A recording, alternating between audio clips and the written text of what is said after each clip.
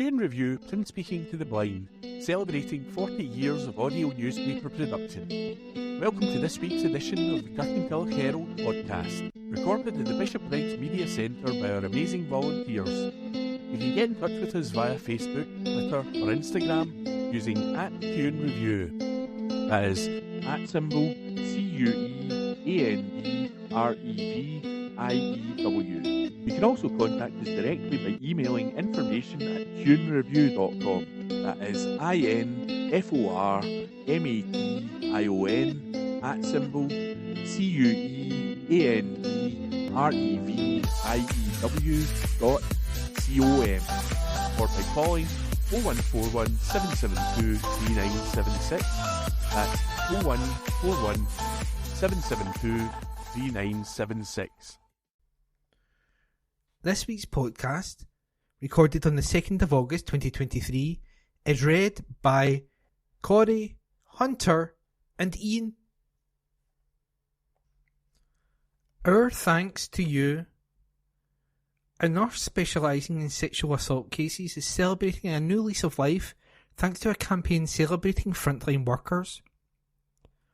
Paula Lorraine had difficulty driving to appointments with patients due to her poor eyesight. But, thanks to Optical Express, she received corrective eye surgery for free, and the impact has been life-changing. Paula, who treats patients who have been sexually assaulted, told the Herald, "The chance to have laser eye surgery and correct my vision has quite literally been life-changing for me. After the operation, I went home and I went to sleep, and when I woke up, I was amazed how well I could see. I was back at work the next day." The procedure was part of Optical Express's Thanks a Million campaign, which aims to give away £1 million worth of free laser eye surgery to NHS and emergency service workers. This is their way of saying thank you for their service in general, but particularly in the face of ever more difficult circumstances.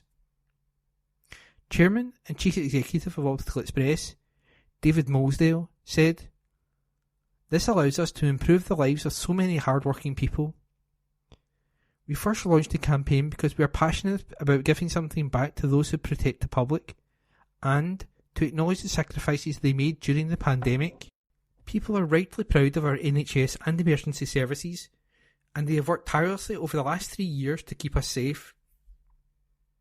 We are delighted we can contribute, give them the thanks they deserve."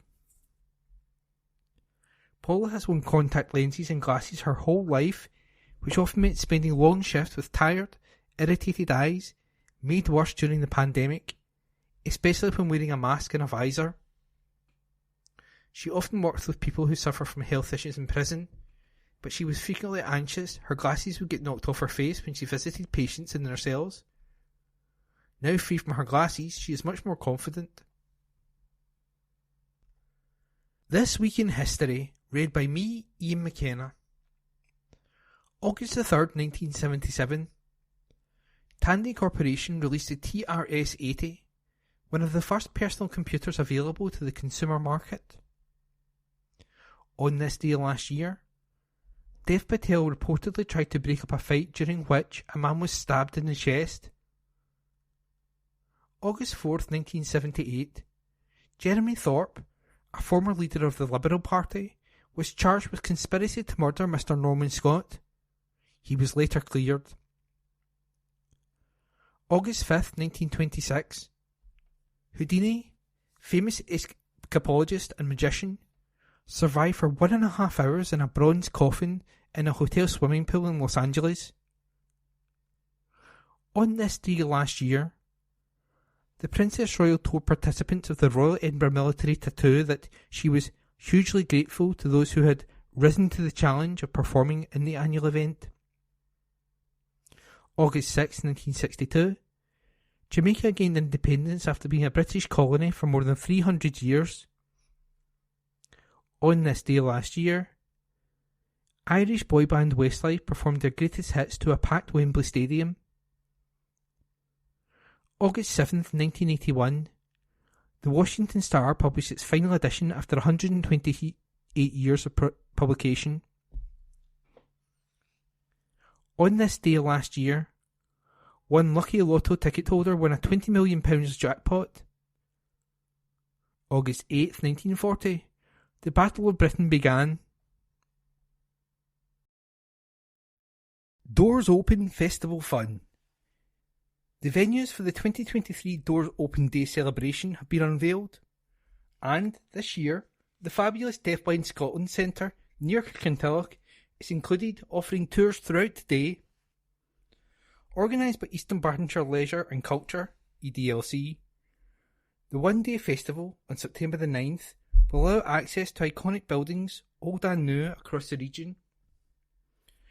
EDLC Trust Chairman Jim Neal told the Herald, "Doors Open Day is a chance for people to find out more about buildings that we notice every day but don't necessarily know much about. All events remain free of charge, but some require a booking due to limited numbers. I'd encourage everyone to take the opportunity to be a tourist in their own town. Many of the venues are sites of historic, cultural, archaeological and community interest, not usually open to the public. As well as a chance to explore the Deafblind Scotland Learning and Development Centre, festival goers can take a green screen selfie in the recording studio, use specialised printing equipment to create their name in tactile written language, and be led round an exhibition of tactile art by the deafblind artists who produced the work. There is also a tactile path which you can negotiate whilst wearing simulation glasses to experience what it's like for people with sight conditions. Elsewhere, revellers can enjoy an exclusive peek behind the scenes of the gallery store of the Little Art Gallery in Mulgai. Established in 1962, the gallery is home to a collection of around 450 works of Scottish art from the 1880s to the present day. Guided walks around the graves of the Old Isle Cemetery to learn about the lives of Beatrice Clugson and Tom Johnson are also available. Or check out the Fort Theatre in Bishopbriggs, which dates back to the 1700s and is home to the Antonine Theatre Group, whose boards have been chaired by entertainers such as Billy Connolly and Peter Capaldi. Other venues include Cadder Parish Church, Baldernock Parish Church, and New Kilpatrick Church. For bookable events, head to eventbrite.co.uk, that's eventbrite.co.uk, and search for the event you are interested in. BTP are UCI ready, as recorded by Hunter MacDonald. The British Transport Police say they have been working hard in preparation for the upcoming Cycling World Championships. Starting this Thursday, August the 3rd, the two-week event takes place at venues in Glasgow and across Scotland with over 2,500 participants and is expected to attract over 1 million spectators in and around Glasgow. That means the BTP have their work cut out. Chief Superintendent Jill Murray told the Herald, "While I cannot go into detail of our plans, it's safe to say that our officers will be located at specific locations at specific times, often going unnoticed. Our officers are specially trained and know exactly what to look for. I wish all the participants well and hope that all those attending have an amazing time here in beautiful Scotland. Text BTP on 61016. Active travel funds welcomed. Ross Greer has welcomed the announcement of funding for a new active travel project in Kirkintilloch. The funding is part of a new £20 million Scottish Government investment package in walking, wheeling and cycling. It comes on top of £35 million which already goes direct to local councils for active travel. The funding was announced by Scottish Greens co-leader and Scottish Government Minister for Active Travel Patrick Harvey MSP. In Kirkintilloch this will mean £200,000 for traffic calming and other works at Regent Gardens.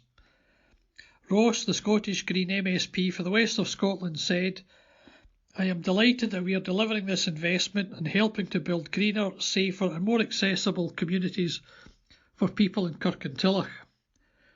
We can ask people to walk, wheel and cycle, but if our streets are dangerous, or pavements blocked off, or our traffic too congested and fast, they will not. That's why this kind of improvement is so vital. The project will make a big difference to people in Kirkintilloch, and I am proud that the Scottish Greens have delivered this funding and these improvements for the community. The funding coincides with the redevelopment of Regent Gardens by the local authority in partnership with the Your Kirky Community Council. That will see the creation of a flat, green, flexible central space for events with semi-permanent canopies, a sustainable landscape scheme and more. Volunteering can benefit youngsters. Young people across East Dunbartonshire are being encouraged to volunteer during the summer holidays. With many youngsters looking for ways to fill their time, the benefits of volunteering have been highlighted. That includes developing valuable life skills, providing first-hand experiences that can help shape future career aspirations, encouraging a sense of social consciousness, and seeing what a positive difference actions can make to the lives of others. Results from the recently government-commissioned Community Life Survey indicated that 29% of 16 to 24-year-olds took part in formal volunteering, with 25% in informal volunteering activities between 2021 and 2022. Martin Fletcher, from Ansvar, an expert insurer for the charity, faith and not-for-profit sectors, recognises the transformative power volunteering can have on young individuals and is urging charities and organisations across the region to actively encourage young people to give their time. He said, "Volunteering during the summer break can be incredibly rewarding for young people, fostering empathy, social skills and a sense of responsibility. It also allows individuals to make a meaningful impact on their communities and gain a deeper understanding of social issues. Such involvement with communities, charities and organisations can enrich the lives of young volunteers and help nurture a generation of compassionate and engaged citizens." Provost's Pentathlon. Provost Gillian Rennick is set to raise funds for two great causes in the run-up to the Kirkintilloch Canal Festival when it returns later this month. Provost Rennick and Deputy Provost Colette McDermott are undertaking 5 unique challenges throughout East Dunbartonshire to raise awareness of the event and to raise money for East Dunbartonshire Association for Mental Health, EDAMH, and Young Lives versus Cancer. Provost Rennick said, "We are sailing the canal, hill walking in the Campsies, cycling the John Muir Way and walking the canal towpath. We would also like the community to join us in swimming 25,000 lengths of our 3 local swimming pools as part of a community swimathon. To find out more, visit justgiving.com/team ED-Provosts-Pentathlon to make a donation." Nomination cut-off nears. The last call to nominate health and social care heroes for a prestigious award has been made. The Scottish Health Awards celebrate the NHS staff, support workers, volunteers and specialist teams who go above and beyond to provide exceptional care and support to patients and their families. And there are just 2 weeks to go until the August 13 nomination deadline for the 2023 awards.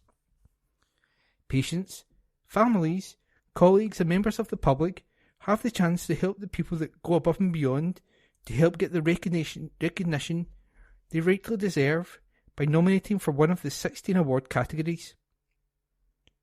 Categories include Allied Health Professional, Care for Mental Health, Global Citizenship Award, Innovation Award, Integrated Care Award, Leader of the Year and Nurse Award.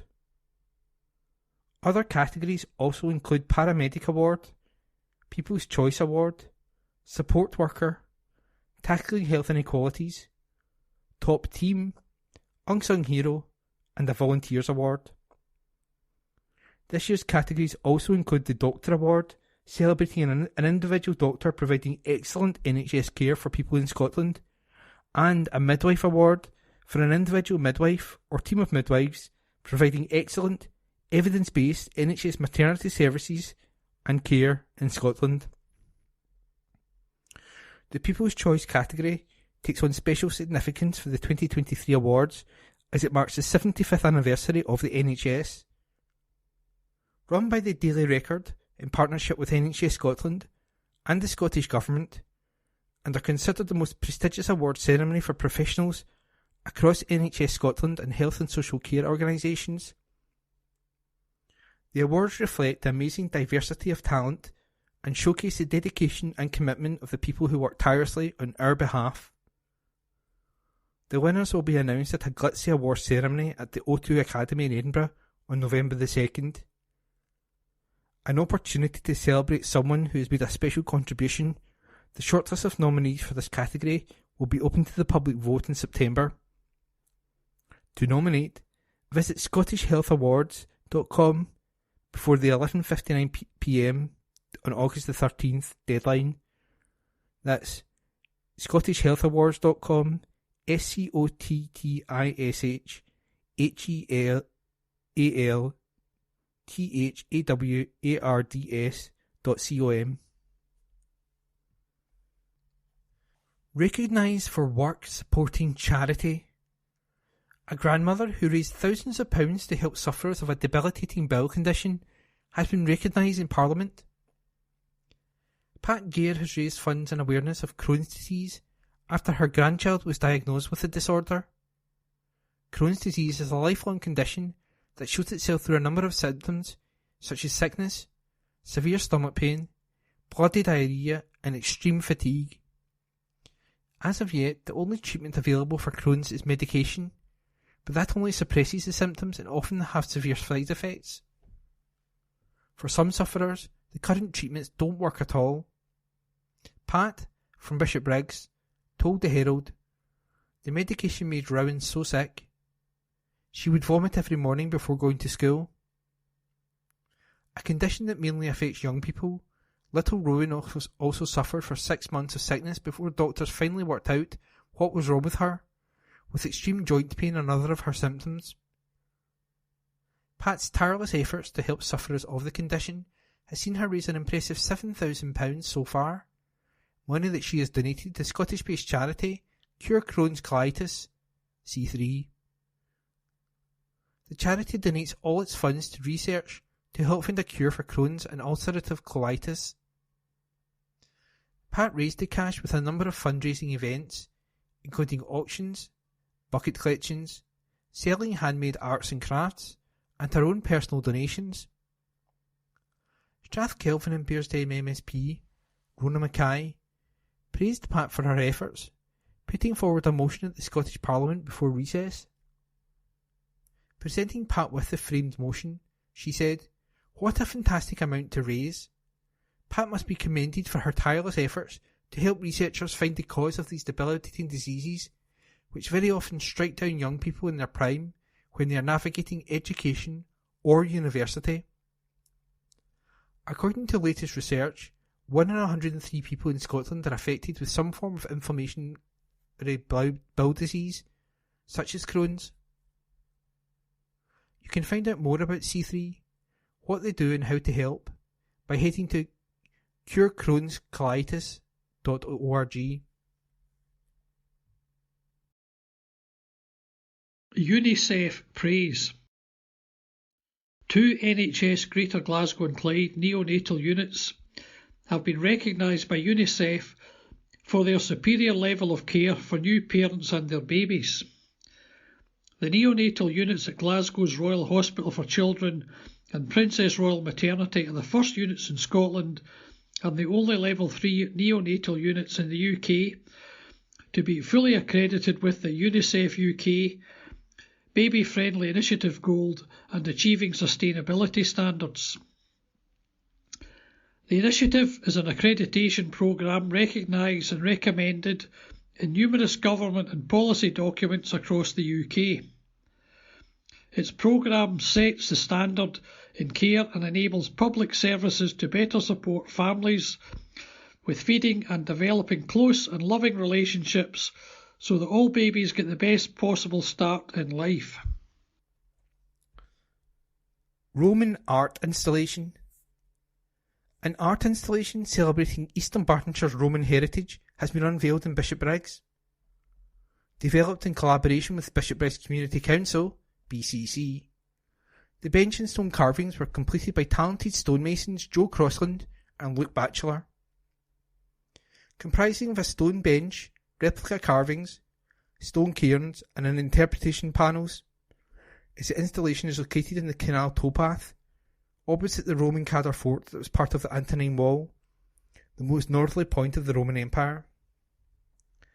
It was unveiled by Provost Gillian Rennick, who told us, "It is so important we continue to celebrate our local history and protect our heritage for future generations with fabulous projects like this one.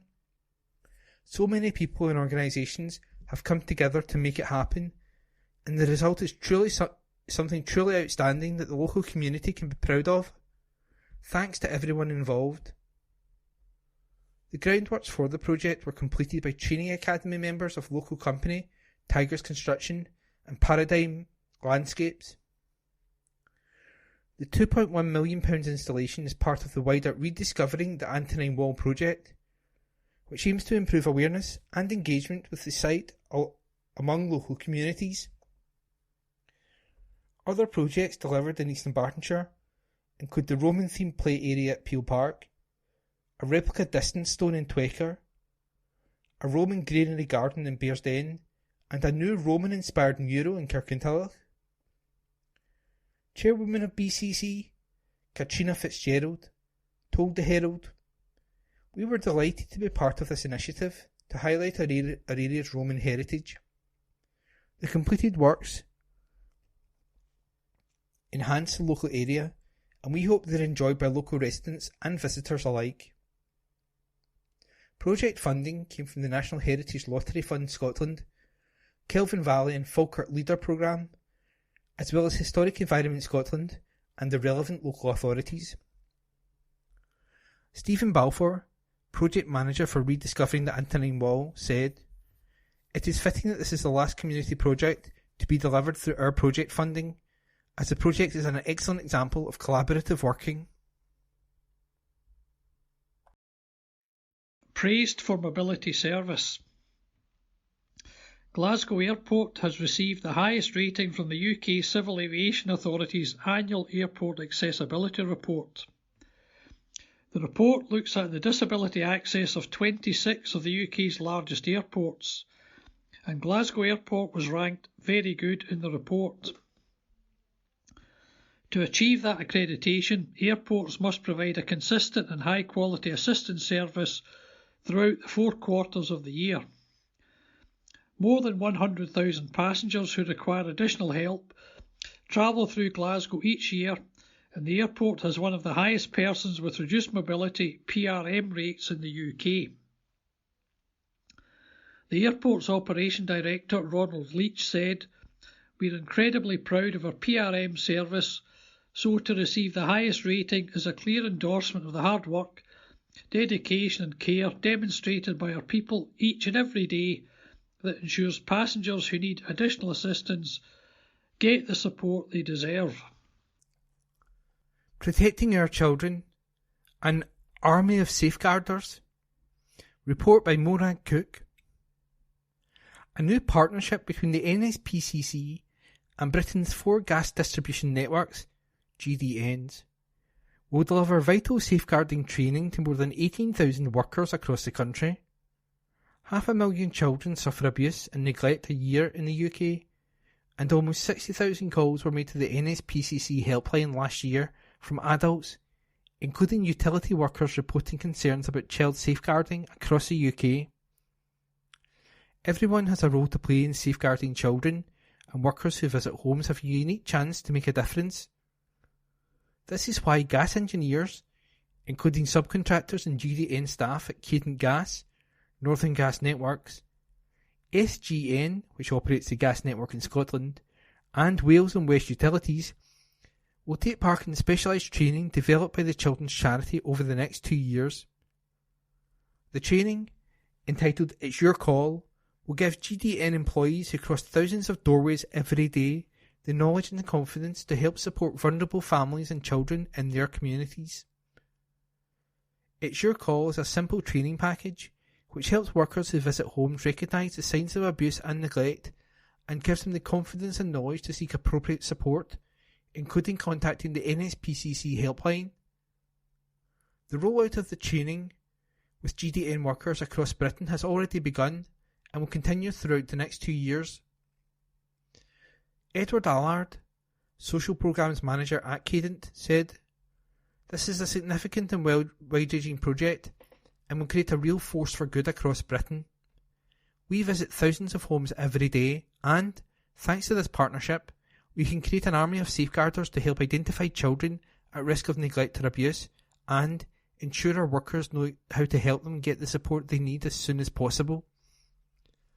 As part of our ongoing commitment to support customers living in the most vulnerable situations, each GDN will also work with the NSPCC's safeguarding experts to ensure that the safeguarding of children and young people is fully embedded into our organisations.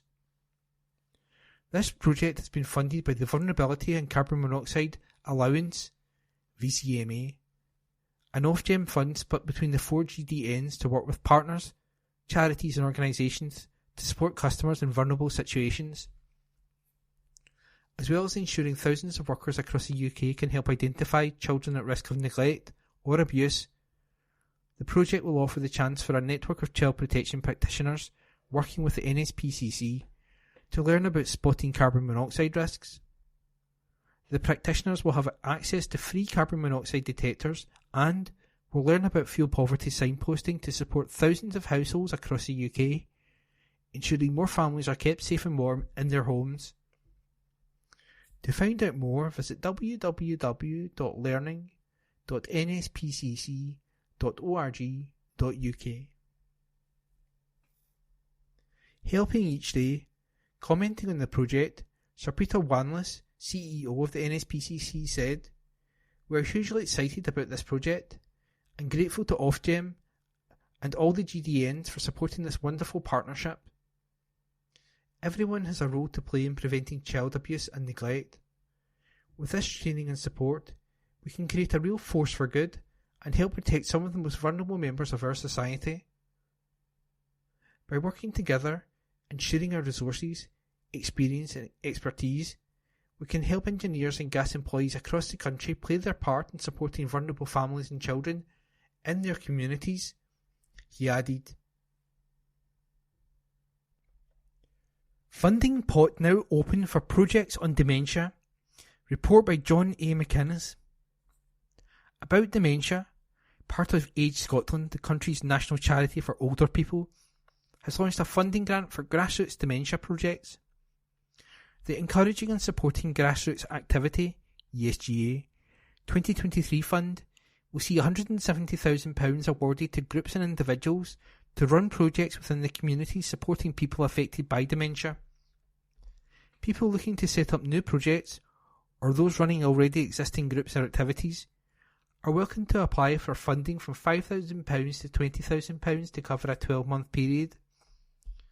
Delivered as part of About Dementia's legacy, partner commitments to the now closed Legacy Changes Trust, the aim of the fund is to encourage community-led, grassroots support for people living with dementia, unpaid carers and family members. It is hoped the fund will address gaps in support for people living with dementia and unpaid carers, break down barriers such as transport issues, and empower people to live well within their communities. This is the second time the ESGA fund has been offered. Last year, About Dementia was able to award funds totalling £145,921, delivered in partnership with the Scottish Government, to 14 organisations across the country. The ESGA fund has been co-produced with a panel of people with lived experience of dementia, who will work with About Dementia during the assessment and decision-making process. Kaindi Manji, head of About Dementia, said, "The projects we funded last year have already made a huge impact on the communities they serve. We are delighted to be able to offer further funding to support this type of work. We know how much it's needed and the difference it really does make to people living with dementia and their families. Applications can be downloaded from the Age Scotland website and should be submitted to Dementia Grants at agescotland.org.uk no later than 5 p.m. on Friday the 1st of September. Alternatively, applications can be posted to Age Scotland at 160 Causeway Side, Edinburgh, EH9 1PR. Anyone needing assistance should contact About Dementia on 0333 323 2400. That's 0333 323 2400. The employment records of 1,000 lighthouse keepers are now available to see online for the first time on genealogy website Scotland's People. Over 2,000 new scanned images of the records of the Northern Lighthouse Board give details of over 1,300 lightkeepers in 92 lighthouses between 1837 and 1921. Lightkeepers had hard-working lives, long days and nights maintaining light and fog signals, as well as ensuring the upkeep of their isolated stations in harsh conditions. Many keepers lived in cramped spaces for long periods, often with only basic washing facilities or toilets. They could be isolated from family and friends for many months.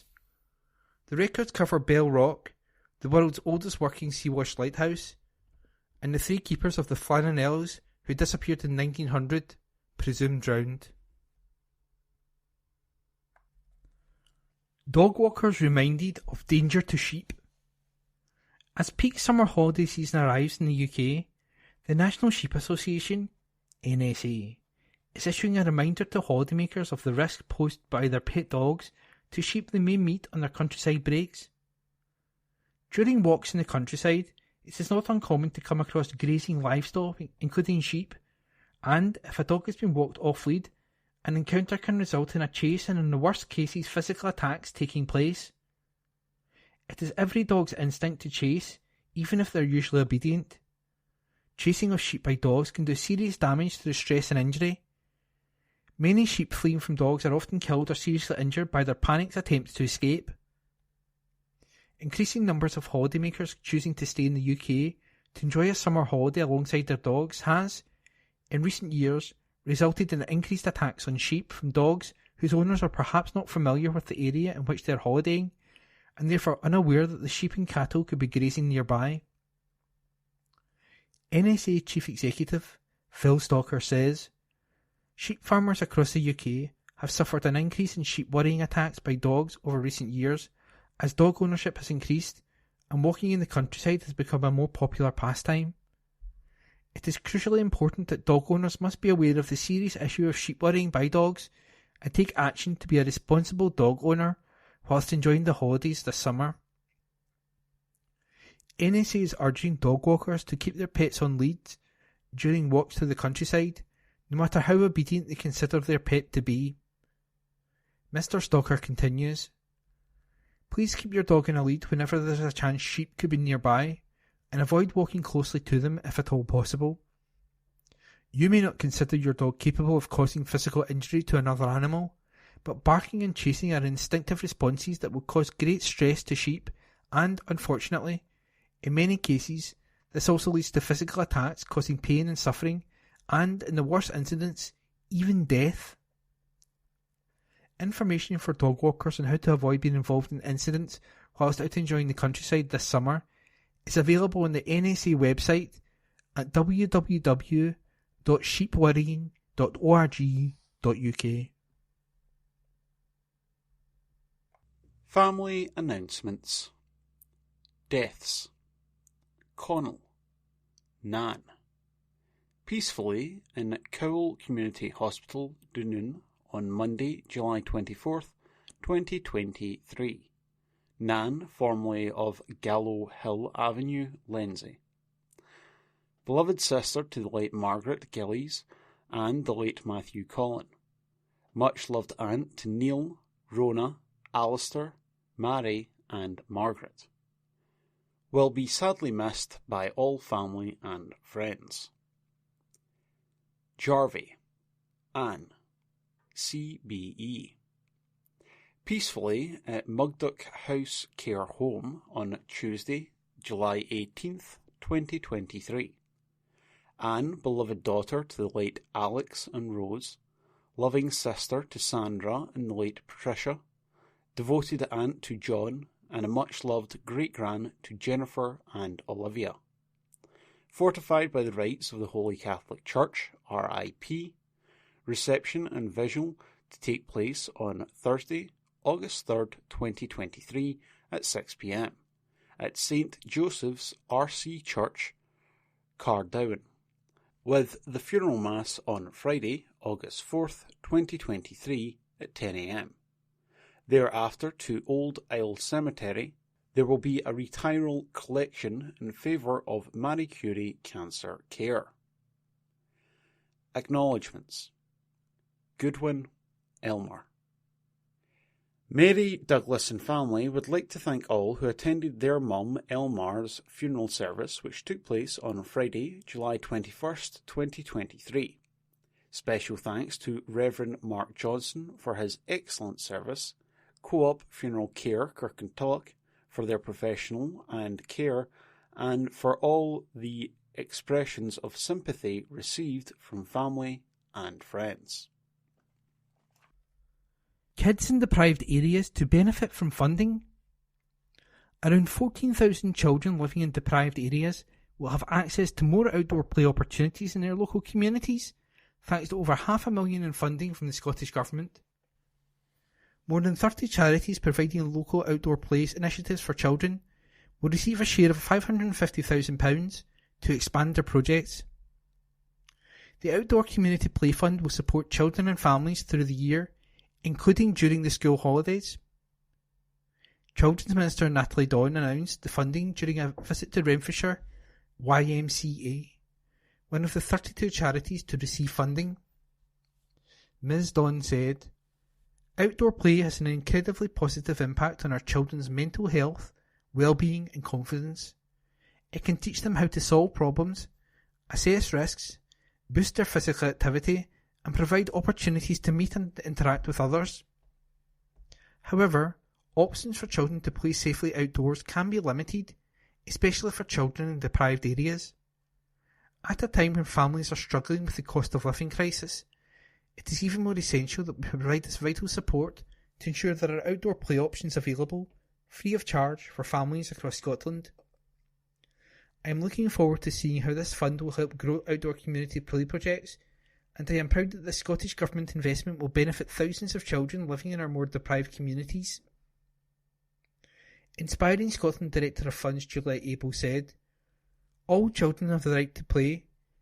Not only is it vital for their mental health and well-being, but it also supports children to learn social and emotional skills whilst boosting their physical activity. We want to make outdoor play accessible for all children in Scotland. Last year, the programme expanded to include more sessions for children and families with additional support needs. The beauty of outdoor community play is that it's child-led, enabling children to use their creativity and imagination to develop their own ways to have fun, overcome barriers, while teaching life-enhancing skills that will make positive effects all the way into adulthood. The Scottish Government provided £550,000 to charities in 2022-23. The Kirkintilloch and Bishopbriggs Herald letters page. Let's talk. Please send your letters via email to kirkyherald@jnscotland.co.uk. That's KIRKYHERALD @JNScotland.co.uk and write letters in the subject field. Please keep letters to a maximum of 500 words. Letters cannot be published without a name and postal address. Also include a daytime phone number if possible. We reserve the right to edit any letter. A big rocket each for the Council and the Scottish Government. Sir, the approval of the North US Spaceport is deeply disappointing for everyone, both tourists and islanders, who loves the unspoilt scenery and wildlife at Skullplague Bay. What is especially perplexing is that there is already a rocket launching site on the Uist at the Hebrides range. The range has been a launch site for half a century and is perfectly equipped, being one of the only places in the UK ever to have carried out suborbital rocket launches. Moreover, the Spaceport Consortium already have a base there. In all the plans submitted by Comahugli Nan Elan Shiar, it has never been satisfactorily explained why Hebrides Range can't be used for this project, and why a pristine location like Skullplague should be developed with public money instead. It's worrying, too, that the Scottish Government appears to have rubber-stamped the proposal without asking the same question. Most regions of Scotland would be happy, or unhappy, with one rocket launching site. Do the US really need two? Yours, etc., Colin Anderson, by email. Hate your greens, sir. I am a single pensioner with a limited income, and I deeply object to the arrogant, idealistic views of a rich MSP who wants to impose expensive heat pumps on Scottish homeowners who are struggling with the cost of living as it is. How exactly does Patrick Harvey expect those of us who do not have massive savings or income to fund this? I had to install a new gas boiler 2 years ago at a cost of £3,000, which had to be paid for out of my small amount of savings since I did not qualify for a free boiler as, despite being on a low income, I was above the level for pension credit or any other benefits. It is time that the Green Party got off their high horses and came into the real world. Although I would also like to see the end of pollution and dependence on fossil fuel, it seems to me these policies are being rushed through to meet net zero targets which seem to have been set without any thought of how this can be realistically achieved by the date in question. One can only hope that the next generation sees the end of this dictatorial government which seems oblivious to the views of the electorate. Yours, etc., E. Caldwell, address supplied. Smaller batteries. Sir, it seems the main problems with electric cars are the weight of the batteries, the range, and recharging, particularly on long journeys. Where I live, I only need to travel about 15 miles to get all my shopping and services. To go further, I use the bus or train. Thus, a small car with small batteries would do. I can charge it within my own grounds. I offer this idea to any agency within Scotland that could initiate the making of such a vehicle. The Mayor of Paris is working to make that city into a 15-minute city where people live within such an area. A car such as I described would fit in with this scale of activity.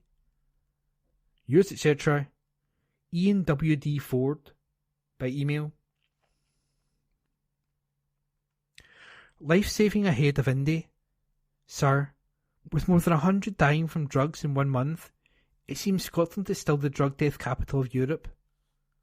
This shameful position existed during Nicola Sturgeon's reign, and Humza Yousaf is not improving it. There have been calls for the taking of drugs for personal use to be legalised, but surely in reality this is already happening, with the police turning a blind eye and offenders not being prosecuted. Resources to support addicts kick the habit seem to be woefully inadequate and underfunded, yet the SNP government can find money to employ civil servants to work on futuristic projects surrounding independence, which may or may not ever happen. Is the survival of these unfortunate people in drugs, and the stability of their families, not a better place to spend public money? Yours, etc., Bob McDougall, address supplied. Disturbing. Sir, it is disturbing that a bank turned away customers for their political views. So what else are they up to? The country still suffers from their financial mess of 15 years ago. Many of us suffer from local branch closures. It appears some London banks are less than fastidious in checking some overseas cash, which is never turned away. Yours, etc., William Ballantyne, by email.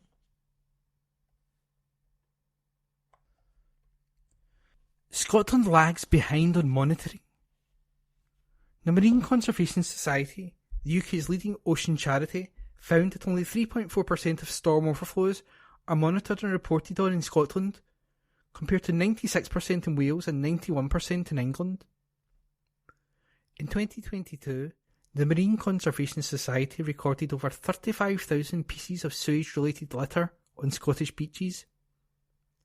The greatest number of sewage-related items found in the charity's beach cleans in 2022 were in the Lothian parliamentary region, with 19,590 sewage-related litter items collected and recorded across a year. The most sewage-related items found in a 100-metre stretch were in central Scotland, with an average of 358 per 100 metres. The charity's volunteers in the Mid-Scotland and Fife region found an average of 36 sewage-related items in 2022. Research by the Marine Conservation Society shows that, time and time again, sewage is poured into our ocean, even near protected areas and bathing waters, interfering with the ocean's delicate balance and polluting our shores. Monitoring and reporting of storm overflows is crucial in providing data to inform action to prevent sewage discharges and the resulting litter that pollutes beaches. The Lothian region has the fewest storm overflows monitored, with only 1.4% of 296.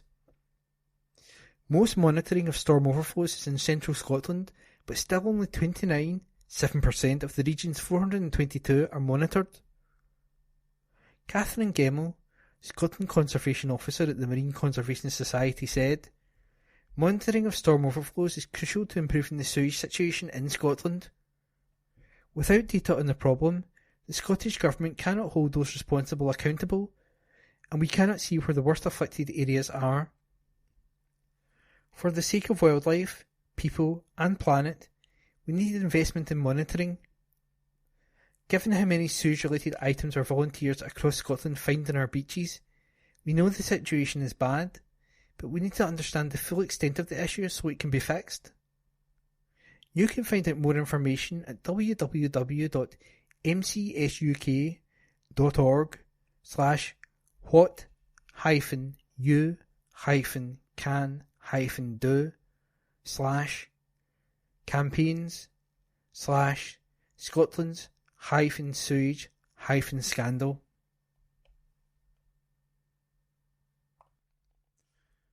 Child poverty rising in the UK. Leading children's charities including Child Poverty Action Group, Barnardo's and Save the Children, and the Children's Commissioners for Scotland, Wales and Northern Ireland have written to party leaders in the House of Commons demanding the removal of the two-child limit policy. The policy, which took effect from 2017, is one of the biggest drivers of rising child poverty across the UK, up from 3.6 million children below the poverty line in 2010-11 to 4.2 million in 2021-22. In Scotland, levels of child poverty have stabilised, and Holyrood government policies, including the Scottish Child Payment, are expected to reduce child poverty further. Yet, 250,000 children in Scotland are still living in poverty, 1 in 4. Today's DWP figures show 1.5 million children are affected by the limit, with over 80,000 of them living in Scotland. Most families, 59%, subject to the policy are working, the DWP figures show. The charity's letter says failure to remove the policy will permit a cohort of children to grow up in poverty, to miss out on play, to be held back at school and denied a better future. Children need the leaders of this country to protect their childhood and secure their futures and abolish this two-child limit. The charities cite the case of a couple with 3 children, in which the mother works full-time but her partner is currently too unwell to work. The family loses out on support worth £270 a month because of the two-child limit. The family struggled to keep up with rent payments, and in June 2023, their landlord was granted an outright possession order to evict the family. Drug-related visits to A&E are up. Scottish Liberal Democrat leader and health spokesperson Alex Cole-Hamilton MSP has today urged the government to move further and faster following the publication of a new report which shows an increase in the number of people attending A&E due to a drug-related incident and a rise in drug deaths earlier this year. Public Health Scotland's Rapid Action Drug Alerts and Response project shows that between March and May 2023, there was a 13% increase in the number of drug-related attendances at emergency departments compared to the same period in 2022. The report also shows that from March to May 2023, there was an average monthly total of 100 suspected drug deaths. Deaths increased in May, with 30 deaths observed in the week beginning 15th of May. Mr. Cole Hamilton said, "Ever since Nicola Sturgeon slashed drug service budgets by more than 20% in 2016, this SNP government has presided over a public health disaster and drug deaths that are now many times worse than anywhere else in Europe." This report confirms that the government is still woefully behind the curve. My party has been calling for the decriminalisation of drug misuse for years. If the Scottish Government is at last serious about reform, this will take detailed work both here in Scotland and in partnership with colleagues across the UK and beyond. To turn a corner in this crisis, Scottish Liberal Democrats also want to see the immediate introduction of specialist drugs commissions, safe consumption rooms across the country, and greater support for staff and services. It's time to stop people dying. Funding to help sweeten the deal. Food and Drink Federation, FDF, Scotland, in partnership with Food Standards Scotland, FSS, has provided funding to 13 well-known Scottish bakery businesses across the country to help them make their products healthier. Much-loved brands Ald's Delicious Desserts, Cobb's Bakery, Dean's of Huntly, Stoats and Stockings Oatcakes have been awarded funding, while a whole host of popular high street bakers, The Bread Guy, Cuckoo's Bakery, Fisher and Donaldson, George Marchbank Bakers, The Hame Bakery and the Three Sisters Bake have received support. Specialist cake maker Northern Lights Cakery and the Bread for Good Community Benefit Society have also received funding. FDF Scotland will support these food businesses with projects that will help improve the nutritional content of a variety of savoury and sweet bakery products, including oatcakes, bread, cakes, desserts and biscuits. Some projects will help reduce calories, fat and sugar content, while others will enrich products with fibre or fruit and veg. The businesses are based in a wide range of communities across Glasgow, the Highlands and Islands, Lothians, Mid-Scotland and Fife, North East Scotland, South of Scotland and West of Scotland, maximising support to improve dietary health. The Healthier Bakery Fund has provided successful applicants with funds from £1,000 to £5,000 to be used for a wide range of activities. This includes accessing nutritional testing and technical support, working with ingredient suppliers to access and trial new innovative solutions that can improve the health of products, to developing new marketing and promotional materials. Joanne Burns, FDF Scotland's Reformulation for Health Manager, said, "I am delighted to award funding to a wide range of popular bakery producers and communities right across Scotland. We had so many great applications, which gave the judges a tough time in picking the projects to fund. I can't wait to start working on these interesting projects. Together, we will be helping to make some of Scotland's favourite bakery products healthier." Sustainable aquaculture plans. Actions to increase the productivity of Scotland's aquaculture sector and help reduce its impact on the environment have been set out in a new strategy. The vision for sustainable aquaculture includes measures that will safeguard the natural environment, support innovation across the sector, ensure local communities receive lasting benefits from aquaculture, promote new infrastructure and supply chain developments. The vision will be delivered by the Scottish Government in cooperation with businesses and other stakeholders. It will also seek to harness the potential Scotland has as a coastal nation to develop its blue economy and create more sustainable economic and social benefit from fish, seafood and seaweed farming in the future. Leo is looking for a new home. Leo Longlegs is a friendly, happy boy who loves people. He is a complete joy to be around, full of fun and loves to play. Leo would thrive as the sole pet in the household, finding comfort in the company of children aged 16 and above. Leo Longlegs can be worried by other dogs and prefers to keep his distance away from them, where he can feel safe and enjoy his walking adventures. Leo Longlegs likes being outdoors. He enjoys exploring new places and can travel in the car on short journeys. He is house-trained, well-behaved in the home, and loves nothing more at the end of the day than curling up in a warm, cosy bed. If you can give Leo Longlegs a new home, call West Calder Rehoming Centre on 01506 873 459. District News General. Holly Review. Climate Crisis Needs Immediate Action by Ross Greer, MSP. Yet again this summer, whole regions of our planet are experiencing unprecedented heat waves. In just the last few weeks, temperature records have been set from Europe to China to the Arctic Circle. The sea off the west coast of Scotland and Ireland is warmer than it's ever been, up to 5 degrees more than usual. This is a massive threat to our marine species and the communities who make their livelihoods from our seas.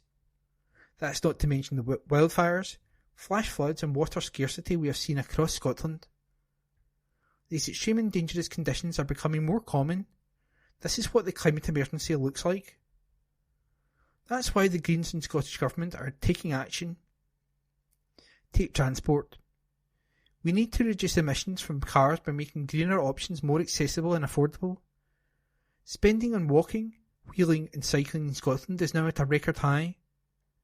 We've also made bus travel free for everyone under 22, which has benefited family budgets and helped keep whole communities keeping at risk bus routes running. We're making rail more affordable by scrapping peak rail fares from October.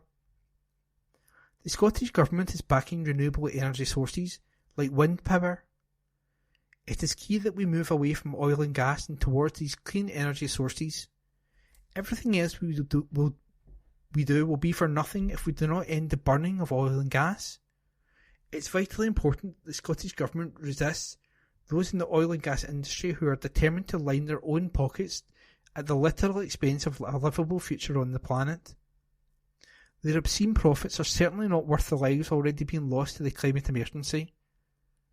In 2015, all major global oil and gas companies pledged to support the Paris Agreement, but since then they've abandoned these pledges, instead investing billions in drilling for more fossil fuels. I'm proud that the Scottish Government has proposed a presumption against new oil and gas developments, though sadly that power is reserved for a climate-wrecking Westminster Government, for now. Our planet is on the brink, but it's not too late. The actions we need to take to save it will also make our economy and society fairer, so let's seize the opportunity. World's biggest cycling event. The 2023 UCI Cycling World Championships is set to showcase Glasgow and Scotland on the global stage from August the 3rd to 13th, with the world's best riders assembling to compete in the biggest cycling event ever staged. The 2023 UCI Cycling World Championships is a fantastic opportunity for people to experience world-class sport on their doorstep, with events taking place in existing venues, alongside specially created courses and road routes. Cycling enthusiasts and first-time fans alike can get involved as spectators by either watching events in venue or along road race routes. The competition schedule is available at www.cyclingworldchamps.com. Out of town. A night at the musicals, Saturday, August the 19th at 7:30pm in Motherwell Concert Hall. From the producers that brought you the smash hit Girls' Night Out, Inside Out Theatre Productions Limited return to Motherwell for a night at the musicals. Join a first-class professional cast as they sing some of the best show tunes from London's West End. 4 fabulous singers perform songs from Les Miserables, Phantom of the Opera, Wicked, etc. For tickets, visit culturalnl.co.uk. That's culturenl.co.uk. Hiroshima Exhibition. On Friday, August 28th, an exhibition featuring images of the human destruction wrought by the dropping of an atomic bomb on the Japanese city of Hiroshima in 1945 and providing information on the UN Treaty to prohibit nuclear weapons will open in the Words and Actions for Peace Centre at 58 Ratcliffe Terrace, Edinburgh, EH9 1ST. Running until August 18th, this exhibition of images from the Hiroshima Police Museum and the International Campaign for the Abolition of Nuclear Weapons, ICAN, is presented jointly by Peace and Justice and Secure Scotland. Holyrood View. Post-exam results help is available by Rona Mackay, MSP. We are in August already, and that means school exam results time. Pupils throughout Strathkelvin and Bearsden and across Scotland are waiting with bated breath for their SQA grades released next week on Tuesday, August the 8th. There will be delight, but inevitably there will also be disappointment, and my heart goes out to those pupils whose marks don't meet their expectations. Some brilliant help is at hand though at Skills Development Scotland's SDS Career Centre at Kirkintilloch. I met up with the centre's fantastic team of advisors who work across all 8 secondary schools and additional support needs units in East Dunbartonshire, as well as the SDS helpline number 0808 100 8000, that's 0808 100 8000, which goes live on Results Day. Pupils can speak to a careers advisor in person at the Southbank Centre about course vacancies, confirmation and clearing, apprenticeships, jobs, volunteering or staying on at school. Call 0141 777 5860.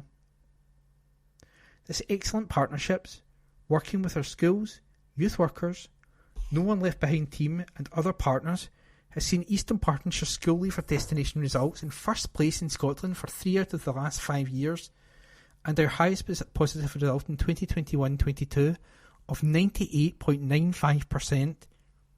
So, although it may feel like the end of the world, it most definitely is not, and the friendly and knowledgeable team at Kirkintilloch can help you find ways to reach the same outcome regardless of results day. It has been a very busy time for me in the constituency, addressing constituents' concerns and meeting some fantastic community groups. Bishopbriggs social enterprise Babes in the Woods is again helping parents through this cost of living crisis with their annual free school uniform service. Call 0141 258 7500. I was also delighted to present Bishopbriggs constituent Pat Gare with a framed motion from the Scottish Parliament for raising the incredible amount of £7,000 for Scots charity Cure Crohn's Colitis to aid research into the debilitating bowel condition Crohn's disease.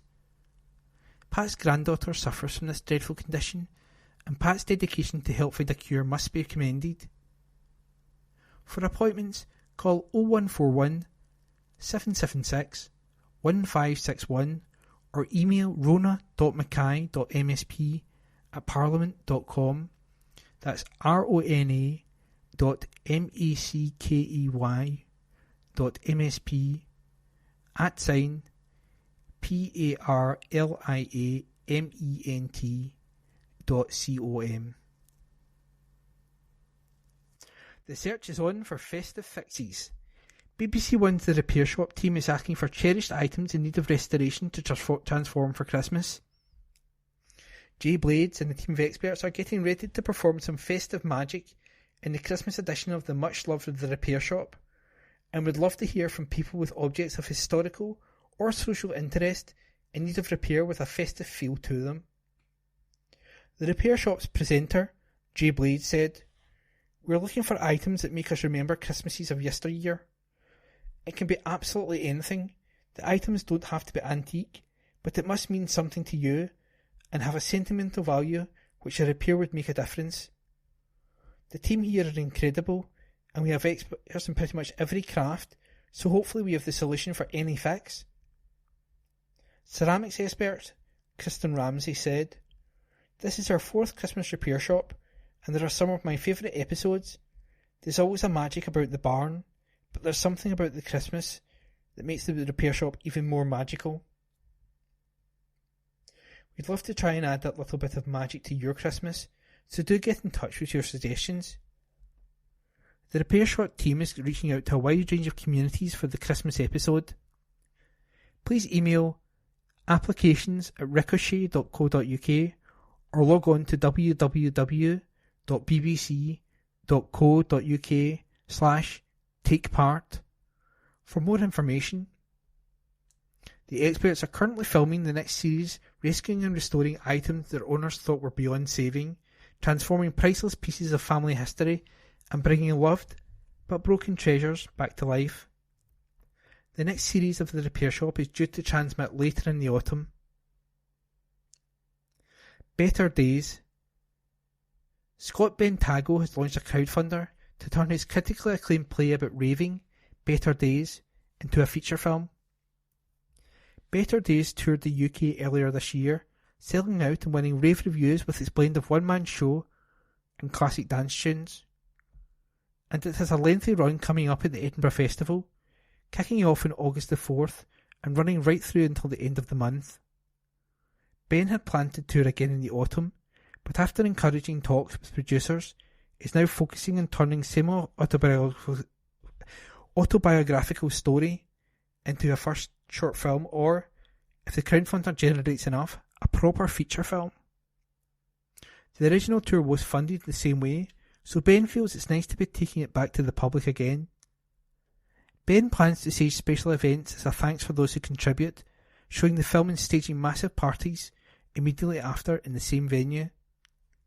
He's also looking for potentially running a special events with either a version of the play and a party, or just a club night with music and DJs inspired by Better Days. The play was inspired by Perth and Dundee's Rumba Club, the iconic institution which changed the landscape and provided a new tribe and new focus for a lot of young people. Ben is hugely proud of the play and now hopes to bring it to an even wider audience through Edinburgh and then the film. Check out the crowdfunder now at www.crowdfunder.co.uk/p/better-days-film and see Better Days at La Belle and Gel, Edinburgh at 1:30 p.m. from August the 4th to 26th, apart from the 14th and 21st. Spectacular fast-paced show. Zippo's Circus is back in Kirkintilloch with a brand new show titled Nomads, celebrating the circus's nomadic way of life. Nomads features an international cast of talented performers guaranteed to entertain the whole family. Backed by popular demand are the legendary motorbike Globe of Death from Brazil. There's also fast juggling, knife throwing and whip cracking from the Czech Republic, fearless feats of daredevil aerial artistry from the UK talent Jackie, and a thrilling Wheel of Death act from Colombia. Audiences love the high-energy acrobatics from the Kenyan Timbuktu Tumblers. Nomads is at Woodhead Park until Sunday, August the 6th. Tickets www.zippos.co.uk. That's www.zippos.co.uk. Wilder Camping Adventures. A nature-loving entrepreneur has launched an exciting new project that aims to revolutionise camping and help people reconnect with nature by unlocking permitted wild camping spaces across the UK. Tom Backhouse has launched Camp Wild to inspire and enable wilder camping adventures by unlocking previously inaccessible wild spaces across the UK by negotiating the access to private land with trusts, custodians and landowners, and providing detailed profiles of over 250 wilder campsites, the largest directory of its kind in the UK.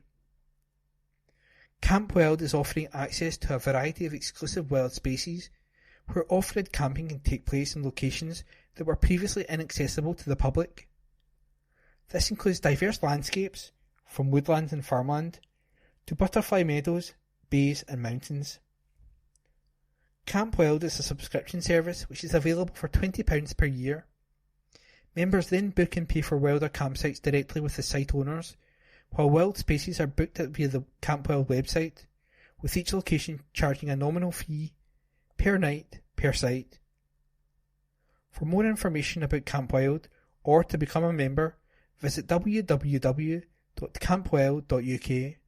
That's www.campwild.uk.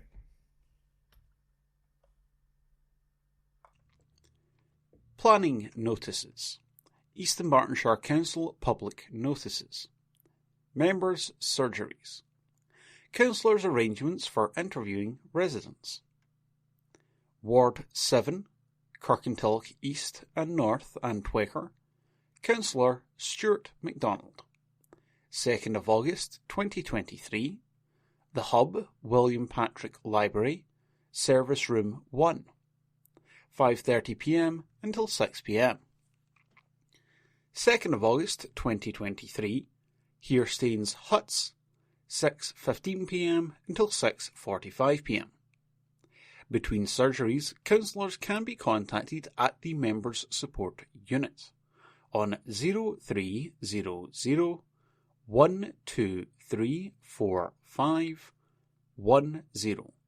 That phone number again is 0300 1234510. Katie Keeps Cool. An article written by Abby Curran and read by me, Corey. Olympic swimming pools will require to be between 25 and 28 degrees Celsius, but Bishopbriggs swimming star Katie Shanahan is far cooler when it comes to managing pressure and expectation ahead of Paris 2024. The 19-year-old revealed how proud she is to continue the legacy created by Hannah Miley and Amy Wilmot in the 400-metre individual medley. But having competed in her maiden World Aquatics Championships in Japan last month, Shanahan insists she isn't letting any Olympic qualification pressure get on top of her. She said, "I'm good friends with both Amy and Hannah. They've made such a great legacy. The rivalry the two had is something special that doesn't come about very often. To be able to move on in their footsteps and their legacy for Britain is special and something that I'm honoured to do. My expectation is to make the Olympic team firstly, and then just to see where I'm at. I do see a bit of expectation on my shoulders, but I don't really see that from many people outside. It's more internally from myself." Shanahan is one of over 1,000 elite athletes on UK Sports' National Lottery-funded world-class programme, vital for her pathway to the Paris 2024 Games as she trains with coach Stephen Tigg and Duncan Scott. Britain's most decorated athlete at a single Games in Stirling. She said, "I train with Duncan every day. Steve coaches us as well and is really special. I do hope the best for Duncan this summer. It's good having him training with me and having Steve because he's coached Duncan to all his success. I see Duncan as a really good friend, and we both know that we want to make it to Paris and be successful there. But we would never put any expectations on each other. It's all about belief and confidence. If you don't have any confidence behind the blocks, then you're not going to achieve anything." National Lottery players raised more than £30 million a week for good causes, including vital funding into sports, from grassroots to elite.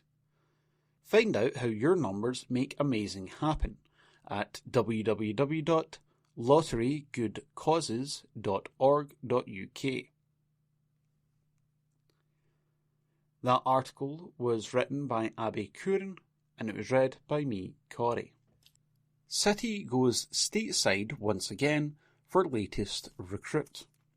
An article written by Brian Yule and read by me, Corey.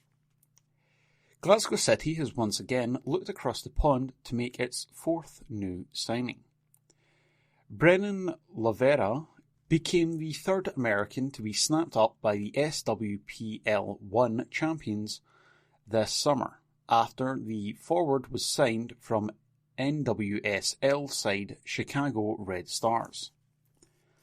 A Golden Boot winner with Icelandic top-tier side Selfoss in 2022, the 26-year-old scored an impressive 21 goals in 34 games, and has also enjoyed spells in Portugal and America. Lavera said, "I'm excited to join Glasgow City and meet all my new teammates. I want to bring value to this team and contribute to the winning culture here."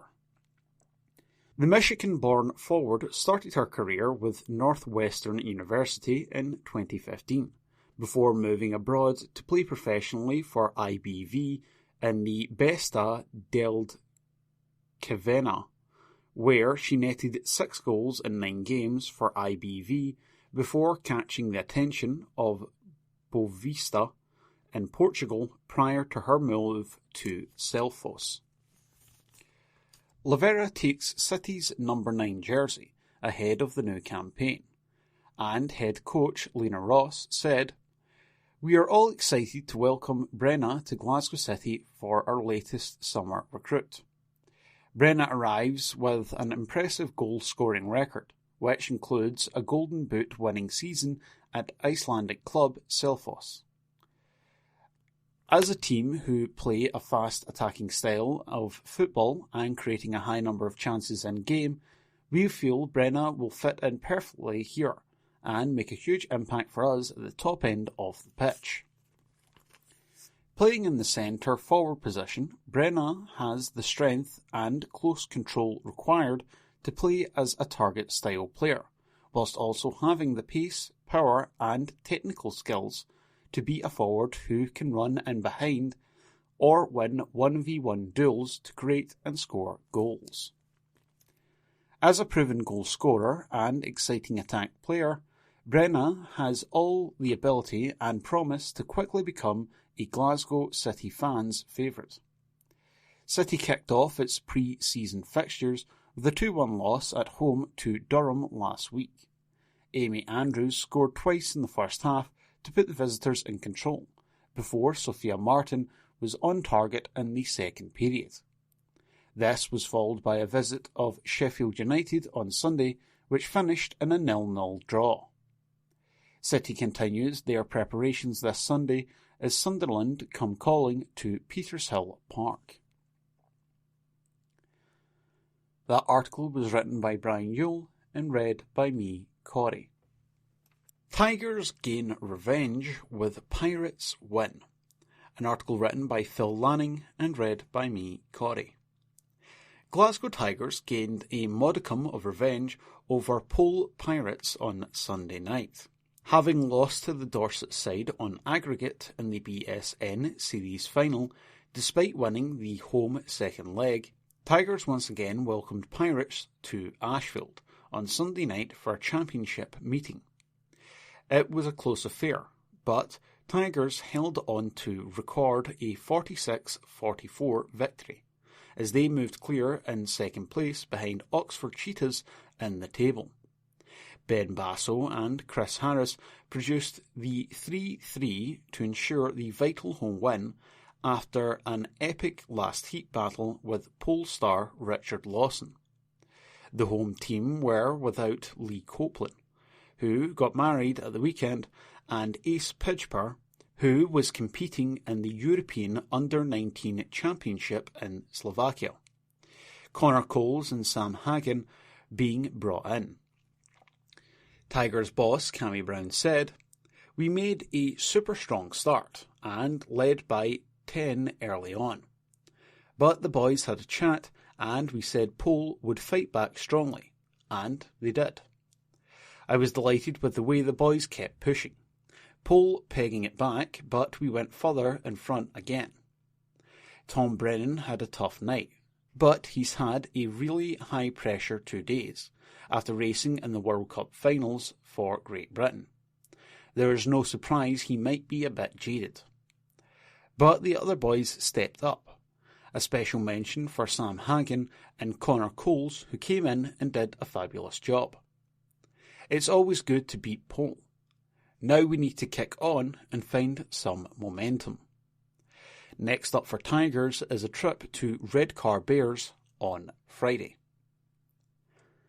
That article was written by Phil Lanning and it was read by me, Corey. Calendar masters the tricky track conditions. An article written by Jim Turner and read by me, Corey. Weather played a big part at Cowdenbeath Racewall on Saturday night, with the stock car drivers having to run as close to the wall as possible in a number of races as they searched for grip.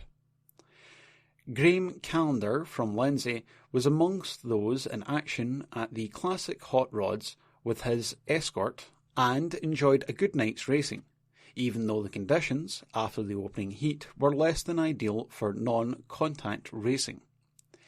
It didn't take Callender long to take the lead in the opening heat, and despite a race suspension held on to win. During Heat 2 on the greasy surface, Callender had to content with a third spot. When the final started, Callender moved from third into the lead within a lap. He quickly built up a commanding lead and, despite John Buchan challenging in second, held on to cross the line for his second win of the evening. That article was written by Jim Turner and it was read by me, Corey. Provost to embark on charity pentathlon. East Dunbartonshire Provost Gillian Renwick is set to raise funds for 2 good causes in the run-up to this month's Kirkintilloch Canal Festival. Provost Renwick and her deputy Colette McDermid are undertaking 5 unique challenges throughout the area to raise awareness for the Canal Festival and to raise money for East Dunbartonshire Association for Mental Health, EDAMH, and Young Lives vs Cancer. Provost Renwick said, "We are sailing the canal, hill walking in the Campsies, cycling the John Muir Way, and walking the canal towpath.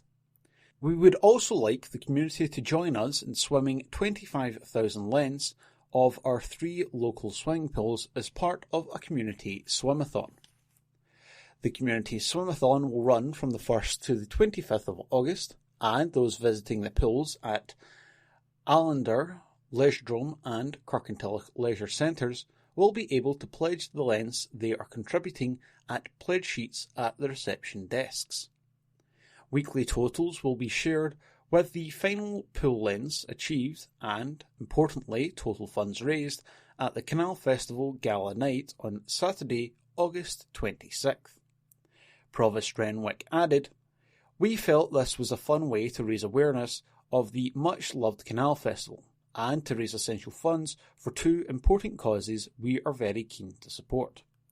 I look forward to hearing how our community swimathon pledges are processing and look forward to sharing the total funds at the gala event. Wish us both luck in our challenges." To make a donation, visit www.justgiving, that's JUSTGIVING, all one word, .com, /team/ED-provosts-pentathlon.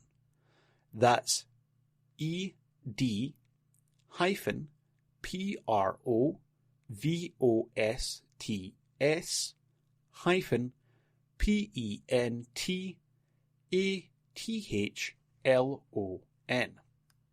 A new season starts in the WOS League. An article by Brian Newell and read by me, Corey.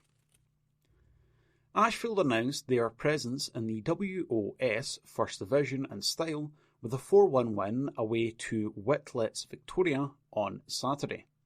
The newly promoted side didn't have it all their own way, being forced to come from behind Jordan Baird, giving the home side the lead after 15 minutes. Ashfield fought back with 2 goals in a minute as Bobby Barr and Johnny Black struck to put them 2-1 up at half-time.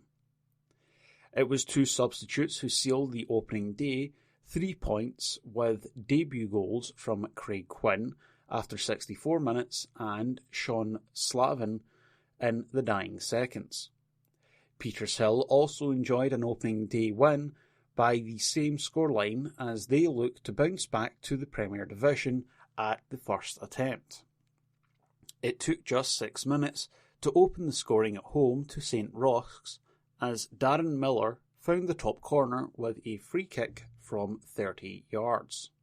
A double from Cammy McNeil has Petershill cruising before PJ McGiff made it 4-0, while Evan Glasso pulled back one for the visitors.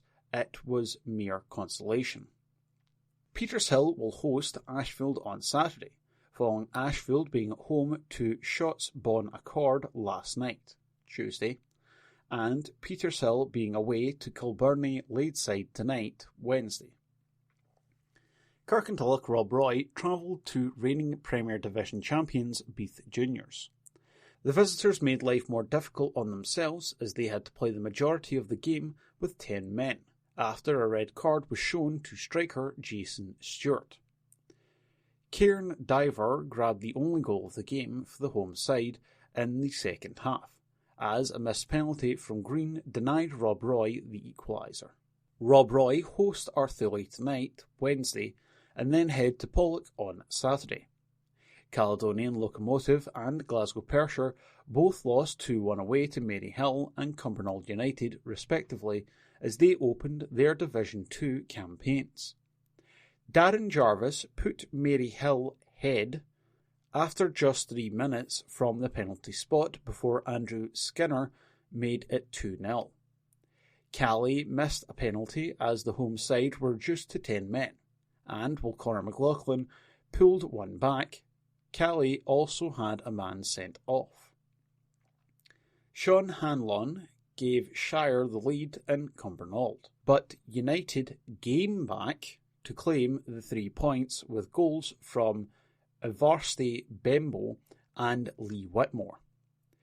Cally were at home to Kilsyth Rangers last night, Tuesday, and then go on to Craig Mark Bartonians on Saturday, while Shire welcome Vale of Clyde tonight, Wednesday, and visit Ardrossan Winton Rovers on Saturday.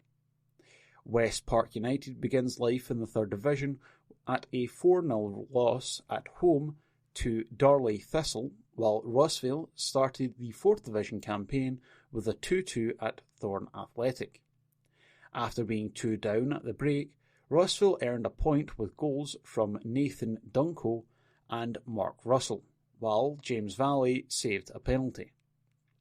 West Park are away to Kilsyth Athletic tonight, Wednesday, at home to Kellow Rovers on Saturday, while Rossvale hosted Eglinton last night, Tuesday, and travelled to Royal Albert on Saturday. I apologise for some of the spelling mistakes in this article, but I have read it as it is written.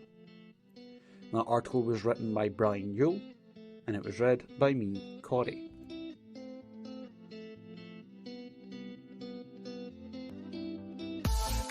That concludes this week's edition of the Kirkintilloch Herald podcast. Please remember to subscribe to our channels, rate and review, and to tell your friends about our service.